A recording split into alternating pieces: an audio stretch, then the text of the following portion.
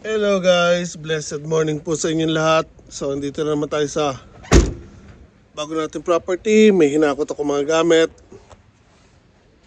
So ayan, may nakuha tayong mga aluminum beer can. Galing po yun sa mga trainee na Vietnamese. So sinabihan nila ako marami na daw sila mga lata doon sa bahay nila. Sinabihan ko kasi sila na pag marami ng lata doon, sabihin lang nila sa akin at hahakutin ko. So ayan, madami-dami na naman po tayo nakuha. Tapos nung pumunta ko, may nakita ko isang washing machine doon, nakatambak. Sira na rin, kinuha na rin natin. So babaklasin natin yan. So may nakita rin akong 2 galon, buo pa, para sa diesel. Kinuha ko na rin para magamit natin dito. So malaking tulong pag meron tayong mga extra na lalagyan. Although meron ako dito isa, malaking tulong pa rin na meron tayong 2 pa na lalagyan na extra. So again, lahat ng binabaklas ko doon sa bahay, dinala ko na dito. Ayan, so for now, tinatambak ko lang muna dito yung mga binabaklas ko. Ayan pa. So wala pa akong oras para magbaklas. So nakapokus ako ngayon nakapokus ako ngayon sa garden at hindi sa pagbabaklas. So once na mayayos ko na yung garden, so yung pagbubungkal ng lupa wala mang problema. Yung bakod na lang, kailangan ko matapos yung bakod bago mag-March. So once na matapos ko yung bakod, ready na tayo magtanim for March or April. Yun ang target natin. End of March, first week ng April. Para kahit paano makahabol tayo sa taniman. Then, once na makapagtanim na tayo, pwede na akong magbaklas unti-unti ng mga gamit ko dito. So now, ibaba ko lang itong mga nakuha ko. And may kukunin ako mga ibang gamit kasi hindi ako gagawa dito sa farm. Kasi nga medyo hindi pa maayos ang pakiramdam natin. So iwas muna ako sa mga mabibigat na trabaho dito. So kapon nandito ko, sumilip lang ako. Inayos ko yung lupa doon sa may dating taniman ng palay. Pinadaanan ko ng traktora, so okay na yun. So siguro may mga twice or 3 times pa tayong papadaanan natin ng traktora yon. Yung lupa dito sa tabi ng bahay, wala pong problema. Kahit bungkalin ko yan, okay pa rin po, maganda pa rin po yung lupa. Walang masyado nagsisibulan. Yung bakod na kawayan yun, nag-umpisa na ako pero napatigil nga dahil again, medyo nagkatrangkaso tayo. So baba ko lang to guys. Tapos kunin ko yung mga ibang gamit na kailangan ko. And uwi na rin tayo.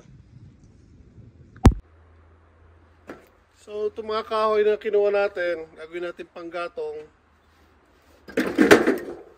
Galing sa paleta to, binaklas nila. Umayos pa naman.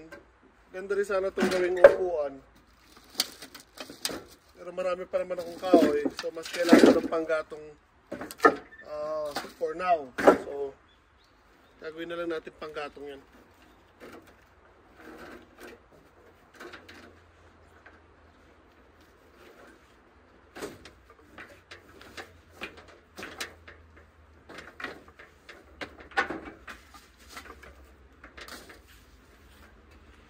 Guys, sticker natin.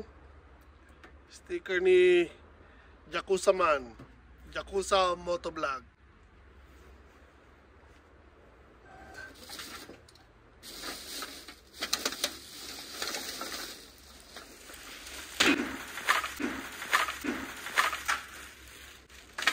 Pakita niyo yun.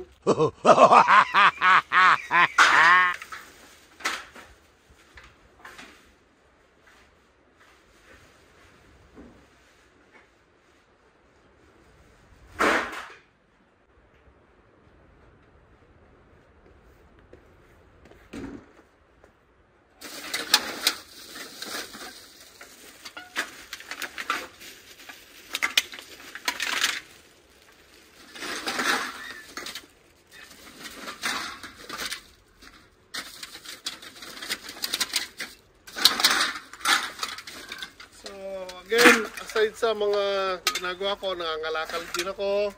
Bukod sa mga motor, makina, o ano mga papakinabangan natin na mga bakal, nangunguha din ako ng mga can. So, yung mga kakilala ko, tumatawag sa akin pag meron sila or may naipon na sila. Yung mga trainee, syempre after work, nagiinom sila, pamparelax. So, pag dumadami na yung mga lata nila, nasabi nila sa akin, and pinipick up ko naman. So, unti-unti, pag maramihan na sila or marami na, doon ko dinadala sa binebentahan ko. So, unti-unti lang nakakaipon tayo, extra income.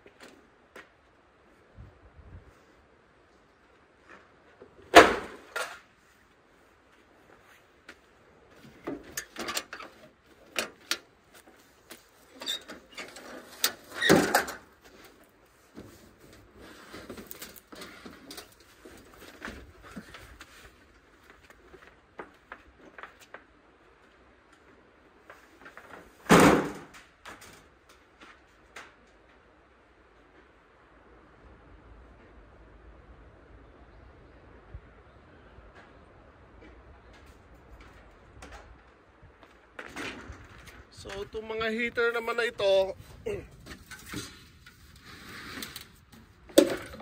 aayusin yan guys. Pero sa bahay ko na ayusin kasi nga hindi mo lang ako masyadong pupunta dito hanggat hindi 100% ayos na yung kalusugan natin. So, yung mga pwede natin gawin doon sa bahay, doon ko na lang gagawin.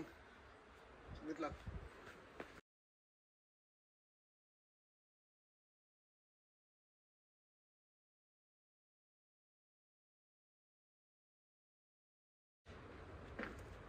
So again, ito yung mga heater na nakuha ko sa kaibigan ko. Yung kasama ko sa trabaho. Bagong bili niya yan. Pero lumakas yung apoy, nasunog. So tinanong niya sa akin kung pwede kong ayusin or kung kaya ko ayusin. So I think kaya pa natin ayusin yan. Kaya nga lang again, hindi ako masyadong makakapunta dito.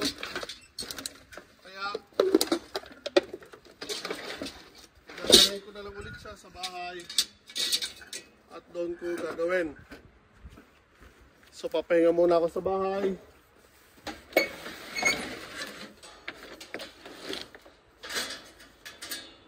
And yung mga projects natin sa bahay muna natin gagawin. Okay, so meron pa ko ilang kukunin dito, tapos mga power tools, impact.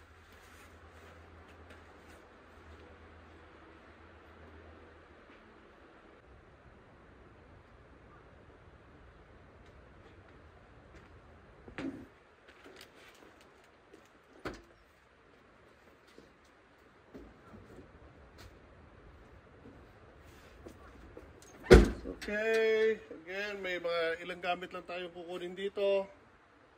Yung iba nasa loob ng bahay.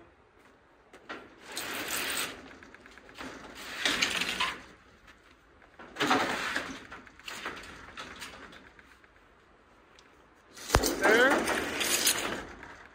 Simpleng update or maiksing video lang guys. Pinakita ko lang sa inyo yung ginawa ko ngayon. Hakot ng konting kalakal. So, sa buhay, hindi natin kailangan maging maselan. Yung katulad ng ginawa ko na ngungulekta ng mga lata, basura, kahoy, para panggatong. Hindi natin kailangan ikahiya yan. Wala man tayong ginagawa masama, marangal na bagay yung ginagawa natin. And again, makakatulong din po sa atin, mapapakinabangan natin yan kahit mga basura. Once na maipon natin yan, dumami na at may benta natin, kahit maliit na halaga yan, malaking tulong po yan para sa mga ginagawa natin, pang araw-araw na pangangailangan. So, yan guys, hindi ko na masyadong pahabahin to. Konting update lang for now. So, tulad ng sabi ko, medyo last week, nagkaroon tayo ng trangkaso. Meron akong video na pinakita ko na nagbubungkal ako ng lupa gamit yung traktora doon sa may dating taniman ng palay. So hinahanda natin siya, binungkal ko, then inabot ako ng snow. So habang nagbubungkal ako, umulan na snow, sobrang lamig, tiniis ko yun dahil kailangan ko matapos yung pagbubungkal ng lupa. So nakauwi ako almost 5 or natapos ako almost 5. So tiniis ko yung sobrang lamig. Pagdating ko ng bahay, may trangkaso na po ko, nilagnat na ako. So after that, 1 week po akong hindi nakapunta dito. Kahapon, Sabado, nagpunta ako ulit, binungkal ko ulit. So malamig pa rin po, again, winter pa po dito sa Japan. Although dito hindi pa naulan ng snow, pero yung mga kalapit na bundok naulan na po. So tulad na nasabi ko, hindi muna ako gagawa dito hanggat hindi 100% bumabalik yung lakas ng katawan ko. Lalayo ako mabinat. Ako rin naman kasi may hirapan. Kahit minamadali ko na matapos yung garden, yung property, yung bakod. Pag pinuwersa natin masyado yung katawan natin, tayo rin na magdudusa. So, yan, pahinga muna ako. So, again, 1 week ako na hindi nagpunta dito. So, mula bukas, Monday, hindi ulit ako papasyal dito. Kung pumasyal man ako, siguro pasilip-silip lang. Hindi ako gagawa dito. So, nabalik na ako sa trabaho actually. Nagkatrangkaso ako nung Saturday, then Sunday, may lagnat pa rin ako. Monday, hindi ako pumasok, nagpahinga muna ako isang araw. Tuesday, balik na po ulit sa trabaho. Kahit masama pa rin yung pakiramdam, may ubo pa. So until na, may ubo pa rin ako, pero may gamot na po akong iniinom. So bukas, balik ulit sa trabaho. So 2 weeks, totally papahinga muna ako dito. So yun guys, again, hakutin ko lang yung ibang gamit ko nasa loob ng bahay, tapos uwi na rin ako. Almost lang siya. Ingat tayo lahat palagi.